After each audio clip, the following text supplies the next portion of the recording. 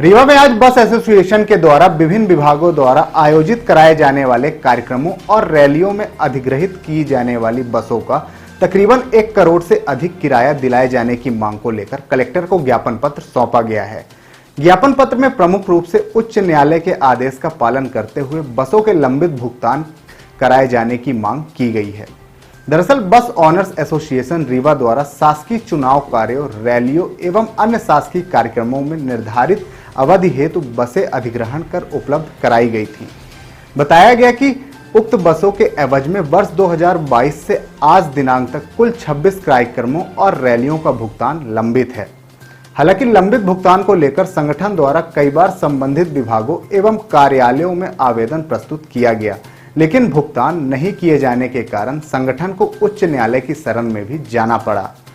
मामले में उच्च न्यायालय द्वारा आदेश पारित कर निर्देशित किया गया कि बसों के अधिग्रहण आदेश दिनांक से भुगतान की तिथि तक की पूरी बकाया राशि पर 6% वार्षिक ब्याज सहित 90 दिवस के भीतर भुगतान किया जाए।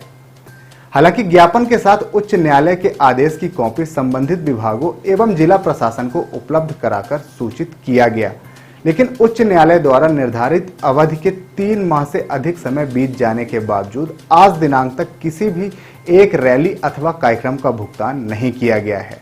फिलहाल आज एक बार फिर बस ऑनर्स एसोसिएशन ने कलेक्टर से मुलाकात कर ज्ञापन पत्र सौंपा है और बकाया राशि का भुगतान कराने की मांग की है। जैसा कि हम आपको जानकारी दें कि जैसे कि शासन की तरफ से कई कार्यक्रम होते रहते हैं, रैलियां होती हैं, कई प्रोग्राम होते हैं, उसके लिए बसों का आवंटन होता है, बसें रिजर्व की जाती हैं, हम लोग बसें भेजते हैं।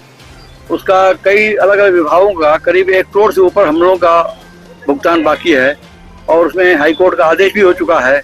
लेकिन बीच में कलेक्टर साहब ट्रांसफर हो गए, अब नए कलेक्टर साहब आए हैं, उन्होंने भी अच्छा रिस्पॉन्स दिया। और कलेक्टर साहब ने उन्होंने कहा मिलने के लिए भी कहा है, तो उसी के लिए हम लोग ज्ञापन देने आए थे और पूरा डिटेल में हम जानकारी उनको दिया है। तो उन्होंने फिर मिलने को कहा कि आइए आप लोग मिलते हैं। इसमें सर्वाधिक पैसा आपका चुनाव कार्यक्रम का है। चुनाव कार्यक्रम में और रैलियां उसका ही बहुत कम, रैलियों का बहुत प्रभाव। ज्यादातर जो शासकीय कार्यक्रम होते हैं उसमें रैलियां होती हैं, तो उसमें बसें जाती हैं और उसकी पेमेंट करीब 2-3 वर्षों से बाकी है।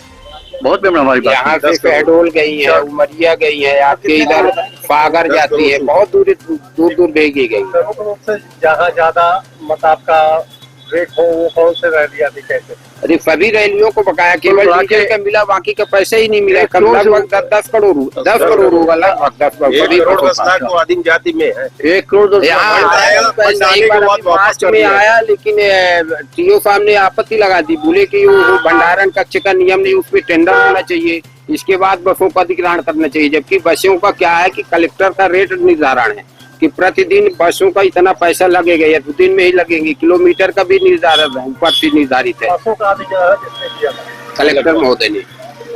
और अधिग्रहण के बाद कोई उसमें टेंडर होने की प्रक्रिया नहीं है, उसमें तो सीधे आदेश होता है, हम लोगों को देना पड़ता है गाड़ी, नहीं तो हम लोगों के खिलाफ कार्रवाई होती है। सब बातें हैं, फिर भी वो आपत्ति लगाते हैं जबरदस्ती के। अभी तो कलेक्टर साहब ने कहा है कि हम आते हैं तो अब बैठ पे आपसे विस्तृत चर्चा करते हैं, मिलिएगा आप लोग, अभी कार्यक्रम में जा रहे हैं।